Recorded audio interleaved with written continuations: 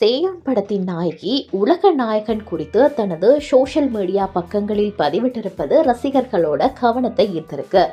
இயக்குனர் சிவகுமார் முருகேசன் இயக்கத்துல நடிகர் கமல்ஹாசன் அவர்கள் எஸ்கேவை வைத்து சேயான் படத்தை தயாரிக்கிறாரு. சில நாட்களுக்கு முன்புதான் இந்த படத்தோட ஷூட்டிங் தொடங்கியது. இந்த நிலையில் படத்தில் முக்கிய கதாபாத்திரத்தில் நடிக்கும் நடிகை பாக்யாஸ்ரீ உலக நாயகனை சந்தித்தது குறித்து நெகிழ்ச்சியாக பதிவிட்டிருக்கிறார். அவர் கூறியிருப்பதாவது: மிகவும் அன்புக்குரிய கமல்ஹாசன் சார், உங்களின் வளர்ச்சியை பார்த்து கொண்டே வளர்ந்த என் மனதிற்குள் இருக்கும் அந்த சிறுமி நீங்கள் என் தோளின் மீது கைகளை வைத்து எனக்கு நல்வாழ்த்துக்கள் தெரிவித்த அந்த நொடியில் மகிழ்ச்சியில் துள்ளி குதித்தாள். ராஜ்கமல் பிலிம்ஸ் நிறுவனத்துடன் இணைந்திருப்பதில் பெருமை கொள்கிறேன்.